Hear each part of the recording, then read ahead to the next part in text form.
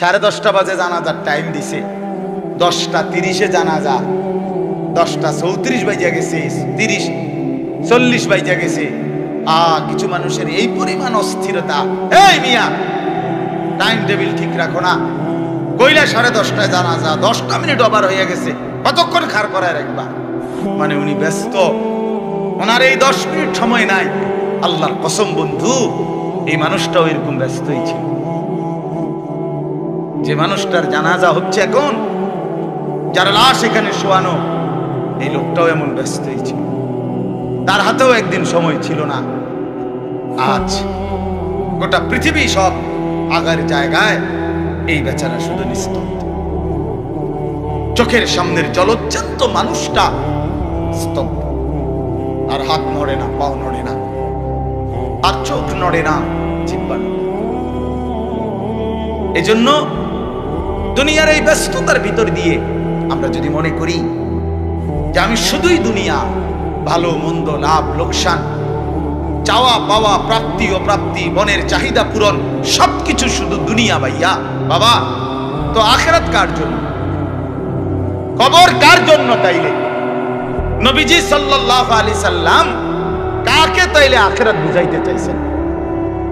আল্লাহর কোরআন এমন কোন সূরা নাই, কোরআন শরীফের 114টি সূরা, 114টি সূরার এমন কোন সূরা নাই, এমন কোন রুকু নাই কোরআনে যেখানে আখিরাতের কথা, পরকালের কথা আলোচনা নাই। এই পরিমাণ আল্লাহ তাআলা আখিরাত, পরকাল, পুনরুত্থান, হাসরের মাঠ, এগুলো আল্লাহ তাআলা এতবার বলছেন, অস্বীকার করার, পাশ কাটার কোন সুযোগ কোরআন শরীফে আছে সূরা মুলকের মধ্যে, জাহান্নামী যখন চিৎকার করবে, জাহান্নামের ফেরেশতারা তখন বলবে, আলাম ইয়াতিকুম নাদির, এই নাফরমান, তোমারে কি কেউ কোনোদিন জাহান্নামের ভয় দেখায় নাই? ক্বালু বালা, সে বলবে হ্যাঁ, কাদ জাআনা নাদির, আমার কাছে বহু ভয় প্রদর্শনকারী বান্দা এসেছিল। কত ইমাম, কত খতিব, কত আলেম, কত ওয়াইজ, কত বক্তা, কত পীর, কত মাশায়েখ, কত আউলিয়া, কত বুজুর্গ চোখের পানি ফেলে ফেলে বারবার আমার এই জাহান্নামের কথা বলছিল, কিন্তু ফাকাদ্দাবনা, আমি মিথ্যা মনে করেছি।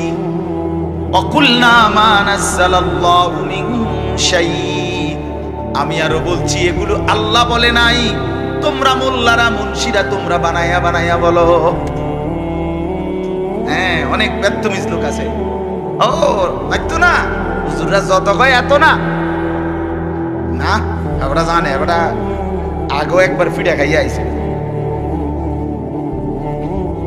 ওরা একবার ঘুরে আইছে হাসরের মাঠ, ওটা জানে যত কয় এত না। ও কইতে লাগলে সবাই কয়, বাড়াইয়ে কয়, মাইক ফাইলে কে না কয়।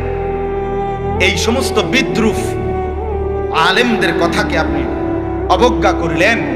আসলে তো আলেমদের কথা না, কথা যদি হুজুরের কথা হইতো তাইলে না হয় আপনি ফেলে দিতেন, কিন্তু জবানে না হুজুরের কথা, তো সরাসরি আল্লাহ কথা, তো রাসূলুল্লাহর, আল্লাহর, তো সে কথা প্রত্যাখ্যান করলেন কেন? আমরা আমার কথা, আমার ব্যক্তিগত যদি কথা হয় সেটা ফেলে দেন, কথা বোঝেন নাই।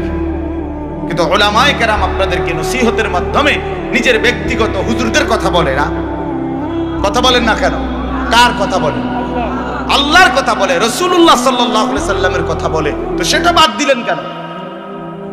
সেটা বাদ দিবেন। আমার ব্যক্তিগত কথা তো আপনাদের ধরতে বলি নাই, আমার ব্যক্তিগত কথা বলি, আপনারা দেখি গ্রহণ করেন কিনা বলেন। মনে করেন আমি কুমিল্লা ক্যান্টনমেন্ট থাকি, ময়নামতি সাহেবের বাজার, আমার মাদ্রাসা বাসা ওইখানে। তো আমি কুমিল্লা ক্যান্টনমেন্টে একটা বড় টাওয়ার আছে, গুমতি টাওয়ার। এই গুমতি টাওয়ারের নিচে আন্ডারগ্রাউন্ডে মুদি দোকান এবং তরি তরকারির দোকান। আমি প্রত্যেক দিন ওইখানে তরি তরকারি এবং মুদি যত মাল, এই যে পেঁয়াজ, রসুন, আদা, তেল এগুলো এবং মাছ তরকারি, এগুলো ওই গুমতি টাওয়ার থেকেই সবসময় কিনি। আপনারাও সবাই নিয়ত করেন ইনশাআল্লাহ এখন থেকে সবাই কুমিল্লা ক্যান্টনমেন্ট গুমতি টাওয়ার থেকেই তরকারি এবং চাল, ডাল, তেল কিনবেন, বলেন ইনশাআল্লাহ। কথা বলেন না তো। তা আপনি কি বলবেন? কি কি হুজুর আপনি পাগল হলেন? আমি কিনতাম আমার আমনের ক্যান্টারম্যান আমি কিনতাম যাবো। আমাকে দেশে কি মাস্টার গাড়ির অভাব পড়ছে নি? ঠিক কিনা বলেন না কেন? এইটা না আমার ব্যক্তিগত কথা, কথাটা আমার বুঝছেন নি? এইটারে তো আপনারে মানতে কই নাই। আমি তো বলি না আপনারে যে আপনি আমার লগে গিয়ে বাজার করেন। তাহলে আপনি যে বললেন হুজুর এরকম কয়, হুজুরার সব কথা ধরলে চলন যাইতো না বর্তমান জমানায়। আপনারা তো আমার একটা কথাও ধরতে বলি নাই, আপনাকে বলছি আল্লাহর কথা না ধরতে। আপনাকে তো বলেছি ভাইয়া রাসূলুল্লাহ সাল্লাল্লাহু আলাইহি ওয়াসাল্লামের কথা ধরতেন। আল্লাহর কথা ফিরায় দেয় কেমনে? নবীর কথা ফিরায় দেয় বলেন বাবা। মেহেরবানি করে এই জন্য বুঝতে শিখেন, বুঝতে শিখেন। তিনটা জিনিস আমাদের মধ্যে লাজেম থাকা চাই। এক হলো তাওহীদ, দুই হলো রিসালাত, তিন হলো আখিরাত। এই তিন জিনিস ভুলে গেলে মুসলমান হয় না। তাওহীদ ভুলে গেলে অর্থাৎ লা ইলাহা ইল্লাল্লাহ, জীবনের সব ব্যাপারে সব বিষয়ে যা কিছু হচ্ছে যা কিছু ঘটছে আমার জীবনের এই সারা পৃথিবীর কায়নাতের সমস্ত নড়া চড়া প্রত্যেকটা বিন্দু বিসর্গ করছেন শুধুই একজন, তিনি আল্লাহ। তিনি কে?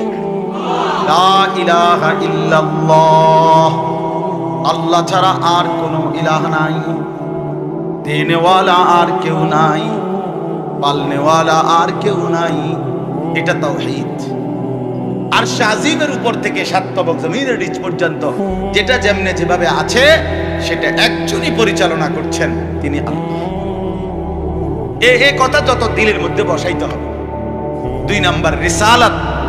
রিসালাত মানে হলো মুহাম্মাদুর রাসূলুল্লাহ সাল্লাল্লাহু আলাইহি সাল্লাম, এই কথা গ্রহণ করা।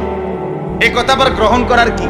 এই কথা গ্রহণ করা হইল মুহাম্মদ আল্লাহর রাসূল, আল্লাহ আমার জন্য উনাকে পাঠাইছেন।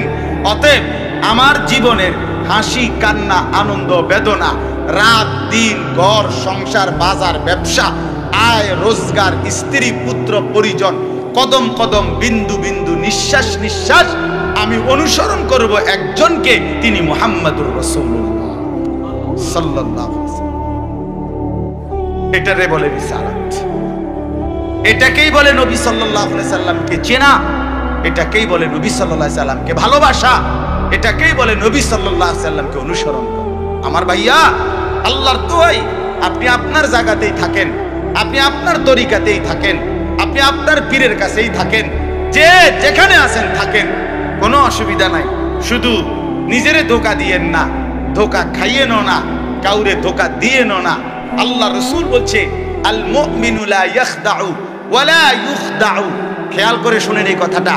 মুমিন, নবীজি বলছে, কোন ইমানদার কাউকে ধোঁকা দেয় না। খোদার কসম নবী বলছে ইমানদার ধোঁকা খায়ও না। লা ইয়াখদাউ অর্থ সে ধোঁকা দেয় না, ওয়ালা ইউখদাউ অর্থ নিজেও ধোঁকা খায় না। অতএব রাসূলুল্লাহ সাল্লাল্লাহু আলাইহি সাল্লামের সাথে সম্পর্ক, ভালোবাসা, মহব্বতের সবটা 100 অনুসরণের মাধ্যমে, অনুসরণের মাধ্যমে, অনুসরণের মাধ্যমে। চেহারায় যার দাড়ি নাই সে রাসূলকে ভালোবাসে না, ঘরে যার স্ত্রী বেপরদা সে রাসূলকে ভালোবাসে না, উপার্জনের মধ্যে যার হালাল নাই সে রাসূলকে ভালোবাসে না, জীবনে যার সুন্নত তরিকার অনুসরণ নাই সে আল্লাহর রাসূলকে কশিন কালেও ভালোবাসে না। ভালোবাসে বললে এটা ভালোবাসার নামে ধোঁকা, মিথ্যাবাদিতা ছাড়া আর কিচ্ছু না। হ্যাঁ, হাসরের ময়দানে মার খাইয়েন না, ধরা খাইয়েন না। কথা বুঝছেন না? এখানে গাছ জোর দেখাইয়া হয়তো আমনে চিৎকার দিয়া, হুঙ্কার দিয়া, এই কইয়া সেই কইয়া, খাইয়া দাইয়া, বিরানিয়ে খিচুড়িয়ে মিল্লা পার হইয়া গেলেন আর কি। কিন্তু কবর আখেরাত এত সোজা না। আখেরাত হাসরের মাঠ, মামুর বাড়ি না। হাসরের মাঠ নানার বাড়ি না, আমনের চাচার শ্বশুর বাড়ি না। হাসরের মাঠ সেই মাঠ, ১৬ লক্ষ আম্বিয়া, আদম থেকে মুহাম্মদ সাল্লাল্লাহু আলাইহি সাল্লাম পর্যন্ত সমস্ত নবী রাসূল যে মাঠের ভয়ে আল্লাহর কাছে দিবানিশি কাঁদছেন, সেই মাঠের নাম হাসরের মাঠ। সব নবী, সব নবী আল্লাহর কাছে হাসরের মাঠের ব্যাপারে দোয়া করছে। আমাদের নবী সাল্লাল্লাহু আলাইহি সাল্লাম পর্যন্ত যার কোনো গুনাহ নাই, যিনি নিষ্পাপ, সেই নবীজি পর্যন্ত 5 ওয়াক্ত নামাজের পরে সব আলেমদেরকে জিজ্ঞাসা করেন, নবীজি নিয়মিত 5 ওয়াক্ত নামাজের পরে দোয়া করতেন, আল্লাহুম্মা হাসিবনি হিসাবান ইয়াসীরা, আল্লাহ হাসরের মাঠে আমার ভয় লাগে, আমি মুহাম্মদের আপনার বন্ধুর হাসরের মাঠের হিসাব সহজ করে দিয়ে। নিজের ব্যাপারে বলছি। এই জন্য বাপ রাগ হইেন না।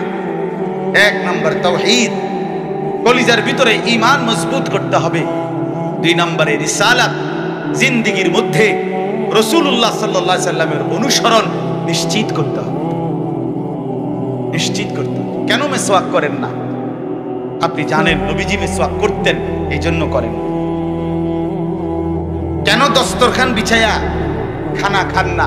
আপনি জানেন, শুনছেন যে নবীজি সাল্লাল্লাহু আলাইহি সাল্লাম দস্তরখান বিছায়া সমান জায়গায় খানা খাইতেন, এই জন্য আপনি ইচ্ছা করে এটা বিছান না।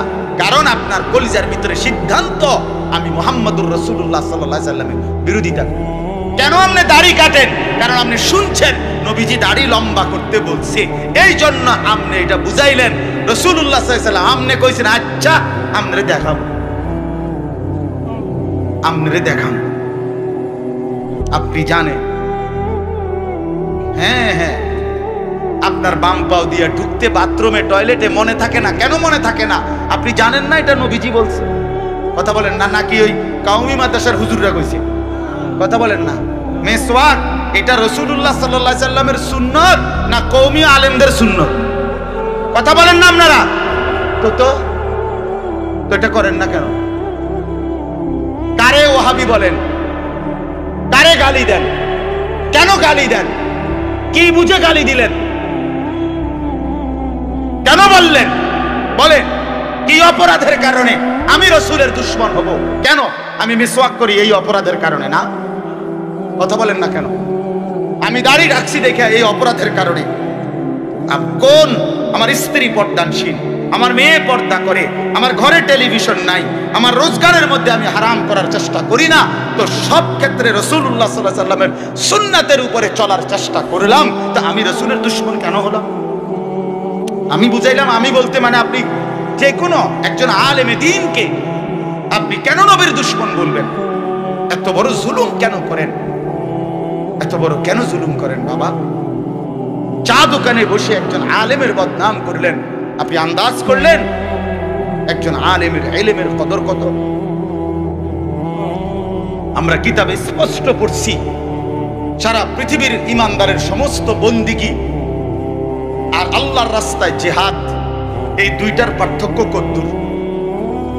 সারা পৃথিবীর ইমানদারের সমস্ত ইবাদত, একটি সমুদ্রের মধ্যে যদি কেউ আঙ্গুল দেয়, আঙ্গুল চুবায়, তো আঙ্গুলের অগ্রভাগে পানি লাগবে যে দূর, এতে করে সমুদ্রের ঢেউ তো বন্ধ হয়ে যাবে, ঠিক না? নৌকা চলা বন্ধ হয়ে যাবে না? সমুদ্র টের পাবে কিছু? কিতাবে স্পষ্ট আছে, একজন ইমানদারের সমস্ত মুমিনের সব ইবাদত একত্র করিলে এইটার মর্যাদা হলো আঙ্গুলের অগ্রভাগের পানি।